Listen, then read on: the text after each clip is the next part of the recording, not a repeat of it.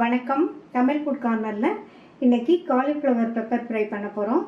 Cauliflower எல்லாருமே விரும்பி சாப்பிடுவாங்க. இது எல்லா வகை சாதத்துக்கும் சைட் டிஷ்ஷாக வச்சு சாப்பிட்றதுக்கு ரொம்பவே நல்லாயிருக்கும். இப்போ எப்படி பண்ணுறதுன்னு பார்க்கலாம். இது வரைக்கும் நம்ம சேனலை சப்ஸ்கிரைப் பண்ணாதவங்க சப்ஸ்கிரைப் பண்ணிவிட்டு பக்கத்தில் உள்ள பெல் பட்டனையும் கிளிக் பண்ணிக்கோங்க. ஒரு மீடியம் சைஸ் காலிஃப்ளவரில் உள்ள பூவெல்லாம் தனித்தனியாக எடுத்து வச்சுருக்கேன். இது ஒரு 300 கிராம் இருக்கும்.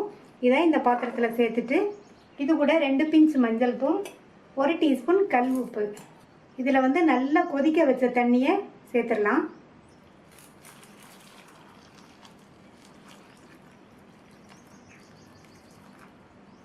இதை நல்லா ஒரு தடவை கலந்து விட்டுட்டு 5லிருந்து 8 நிமிஷம் மூடி வச்சிடணும். இந்த மாதிரி நம்ம செஞ்சோம்னா காலிஃப்ளவரில் உள்ள கண்ணுக்கு தெரியாத சின்ன சின்ன பூச்சியெல்லாம் அந்த தண்ணியில் விழுந்துடும். ஸ்டவ்வில் ஒரு பேன் போட்டு சூடு பண்ணியிருக்கேன். அதில் 1/2 டீஸ்பூன் மிளகு, 1 டீஸ்பூன் சோம்பு, 1 டீஸ்பூன் சீரகம், 1 காஞ்ச மிளகாய், ஒரு சின்ன துண்டு பட்டை சேர்த்து எல்லாத்தையும் நல்லா வாசனை வர வரையும் வறுத்துக்கணும். எல்லாமே நல்லா வறுபட்டு வாசனை வந்துருச்சு. இது ஆறுனதுக்கப்புறமா ஒரு மிக்ஸி ஜாரில் சேர்த்து நைஸ் பவுடராக அரைச்சிக்கலாம். 8 நிமிஷம் ஆச்சு. இதில் உள்ள பூக்களை எல்லாம் தனியாக எடுத்து வச்சுட்டு மறுபடியும் வாஷ் பண்ணிக்கணும்.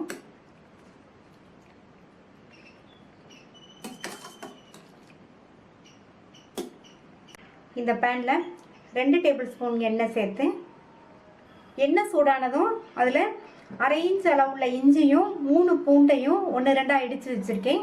அதை சேர்த்துட்டு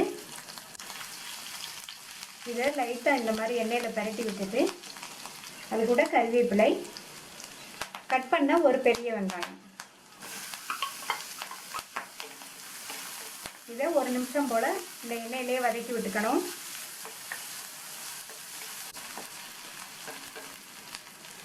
இது கூட க்ளீன் பண்ணி வாஷ் பண்ண காலிஃப்ளவரை சேர்த்து இந்த எண்ணெயிலேயே 1 நிமிஷம் போல் வதக்கி விட்டுக்கணும்.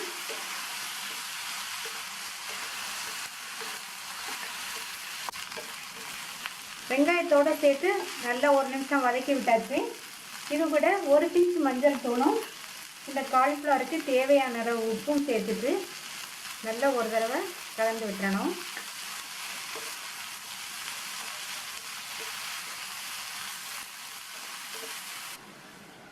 மூடி வச்சிடலாம். ஸ்டவ்வை லோ மீடியம் ஃப்ளேமில் வச்சுக்கோங்க.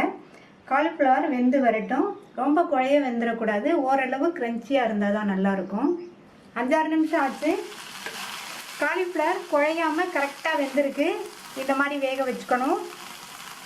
காலிஃப்ளவரை க்ளீன் பண்ணும்போது 8 நிமிஷம் கொதிக்கிற தண்ணியில் போட்டதுனால சீக்கிரமாகவே வெந்துருச்சு. இப்போ வறுத்து அரைச்ச மிளகு ஜீரக சோம்பு பொடியை இதில் சேர்த்துடலாம். இது ஒரு தடவை நல்லா கலந்து கொடுக்கணும்.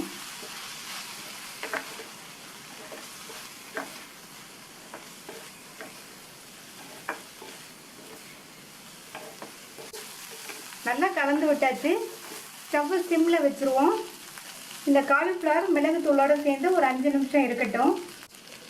சிம்லேயே வச்சு 5 நிமிஷம் ஆச்சு. கடைசியாக இதில் கொத்தமல்லி தழை சேர்த்துட்டு ஸ்டவ் ஆஃப் பண்ணிவிட்டு ஒரு தடவை மிக்ஸ் பண்ணி விட்டுடலாம். கமகமனு மிளகு வாசனையோட சுவையான காலிஃப்ளவர் பெப்பர் ஃப்ரை ரெடி ஆயிடுச்சு.